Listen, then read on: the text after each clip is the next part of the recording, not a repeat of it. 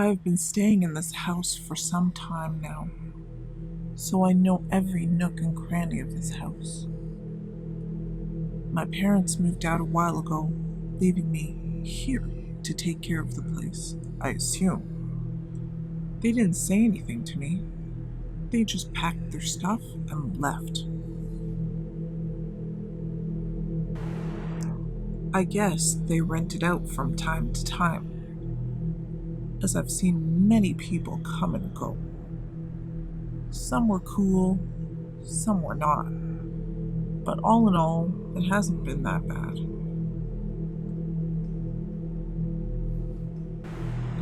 I stay in the attic. I turned it into a bedroom a while back. It's a little cramped, but how much space does a guy like me really need? Sometimes when I'm bored, I like to sit up there and reflect on some of the people I've come into contact with during their stay. Like the businessman, Mr. Reynolds. He was cool, mid-30s, ladies' man. Kept this place looking sharp. For the ladies, of course. He was always talking to some Chinese-looking guy on what he called his laptop. I don't really know what that is. Then one day, he just disappeared. Some people came and took his stuff shortly after that. I wonder whatever happened to him. Anyway, then there were what I like to call, for lack of a better term, the high guys. Two stoner buddies that like to sit around all day, drink beer, play video games, and get stoned. Who am I to judge anyone? To each their own, I always say. But they trash the place. I can't have that. I tried everything I could to get them out of here, but they were so high most of the time, they thought it was a hallucination and laughed it off. I stayed in my room the day the cops came to the house to take them away. Who's laughing now, huh? There's been many families move in and out. None of them really stayed for too long. Moms and dads with a couple of kids, sometimes just moms and kids, and sometimes just dad. Aside from a few screaming matches and the sounds of lovemaking on occasion, we all seem to pretty much get along really well. I really enjoyed playing with the kids though. They were so much fun. Playing hide and seek, duck duck goose, games like that. It made me feel alive. I really miss those kids. But now there's Susan. She moved in about 6 months ago. Susan is amazing. She's single with no kids. Though she does have a cat, Oscar. Oscar doesn't like me at all. Every time I come into the room, he stands up, curls his back, and hisses at me, like he's ready to attack. I don't want any trouble, not at all. So I just leave Oscar alone. Susan goes to work early every morning and doesn't return until late at night, sometimes after dark. I don't know exactly what she does for a living, but I'm sure I will eventually find out. She spends most of her days off just watching Hallmark movies and eating lots of ice cream. I don't understand why, but as pretty as she is, Susan's about 5'4" tall, late 20s, maybe early 30s, with beautiful long brown hair, these amazing green eyes, and a voice like an angel.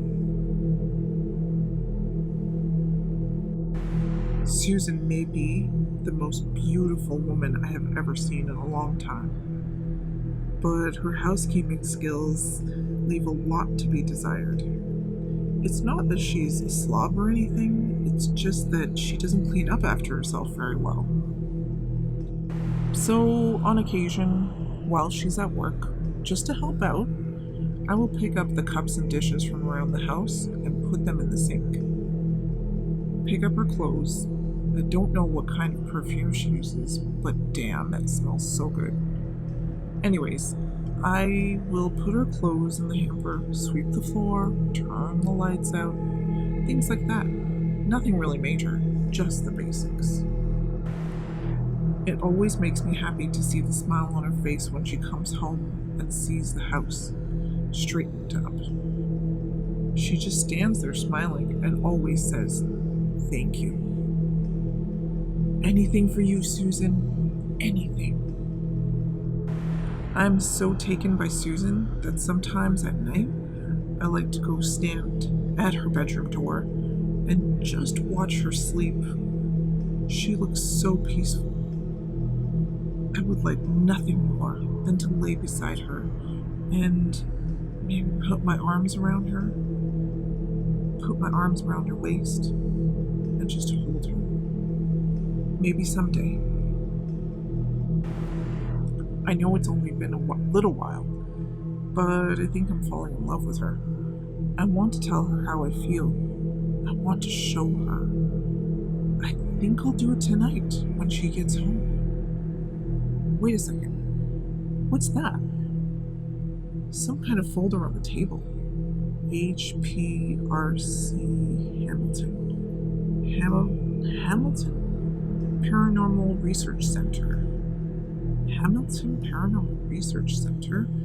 Case file number 137. Paranormal? I've never seen this before. She must have left it behind when she left for work today. I'll just take a peek, I think. Hey, that's a picture of Susan. What does it say underneath? Lead investigator. Wow, that sounds important. Here's a letter. I can barely read the writing. I hereby give my permission to any member of the HPRC to live in my residence for the sole purpose of obtaining evidence of paranormal activity within and assist in removal of said activity. I can't read the signature, but there's that word again. There's more. A newspaper clipping from 1974. What does it say? Yesterday, the only son, Michael, 17 years of age, of respected banker William Bernard, and his wife Emily, was found dead in an apparent accidental fall from the attic door to the hallway below. The cause of death was a broken neck. The incident occurred in their home located at 19 Chestnut Street. Wait, Michael Bernard? That's my name, and that's my address. Those are my parents. What? I'm dead? I can't be dead. I can see. I can feel. I can touch. I remember the fall. I remember getting up. I remember my mother coming up the stairs crying because I fell. Wait, she wasn't looking at me. She was looking at me dead on the floor. I remember now the 2 men in suits coming over and taking my body away. All my relatives coming over a few days later, dressed in black, crying, talking about how I was too young to go. Go where? I didn't understand it then. I didn't go anywhere. But I think I understand now. I'm a ghost. That explains everything. Why Mr. Reynolds never answered me when I talked to him? He couldn't see me. He couldn't hear me. Why the stoners thought I was hallucination? because in their altered state of mind, they could see me. Just thought they were imagining it, maybe? Why the parents of the children would always ask their kids, "Who are you talking to?" then scream at me to leave their kids alone. They couldn't see me either. Why her cat hates me. Why my parents just up and left one day. I thought they left me the house. Come to think of it, I haven't seen them in years. And why Susan was always smiling when I cleaned up. It wasn't because I did it. She was looking for evidence of my existence. She wants to get rid of me. I don't want to leave. I like it here. This is my house. I'm not leaving without a fight. She wants evidence, I'll give her evidence. I really loved her. I helped her. I even tolerated her. Her and her damn cat. Well, screw that. I've been nice so far, but after this, no more Mr. Nice Guy. She should be home soon. I'll wait right here. So when she comes through that door, game on. Good evening. What you're about to hear is a dramatized audio translation of the events that occurred at 19 Chestnut Street, July 25th, 2018, starting at approximately 9:08 p.m. and ending at approximately 9:27 p.m. This translation was taken from video surveillance cameras and audio microphones placed in the living area, kitchen, upstairs hallway, and master bedroom of the home. Translation goes as follows. 9:08 p.m. Susan Meyer, former lead investigator for the Hamilton Paranormal Research Center, arrives at the home and enters through the front door. 9:09 p.m. A small manila folder sitting on the coffee table begins to shake and eventually takes flight in the direction of Mrs. Meyer, striking her between the eyes, causing a small cut in her skin and tiny droplets of blood to flow down her face. 9:10 p.m. A large curio cabinet to her right seems to move out by itself about 3 inches from the wall and crash to the floor in front of her, pinning her between it and the front door. At which time Mrs. Meyer screams, "Michael, why are you doing this?" 9:11 p.m. A low humming sound is heard. The volume intensifies and forms into what appears to be a voice saying, "This is my house." 9:12 p.m. All lights under surveillance start turning on and off by themselves. Doors opening and closing repeatedly. The front door opens so hard it strikes Mrs. Meyer in the back, knocking her over the broken cabinet and onto the floor, dropping her purse in the process. 9:13 p.m. What appears to be a strong gust of wind blows through the living area, so hard that it knocks over a table lamp and several knickknacks off the shelves, sending them crashing to the floor below. 9:15 p.m. From the floor, Mrs. Meyer screams, "Michael, stop. I know this is your house. I know. Stop." 9:16 p.m. A small cat enters the frame from the bottom left corner of the screen and immediately flies backwards off the screen. The sound of it hitting the wall and scurrying away is soon heard hereafter. 9:18 p.m. All activities stop. Mrs. Meyer stands grabbing my purse and says, "Michael, listen to me. I know you're mad. I don't want you to leave. I want you to stay. I quit my job today to be with you. I want to be with you here in this house."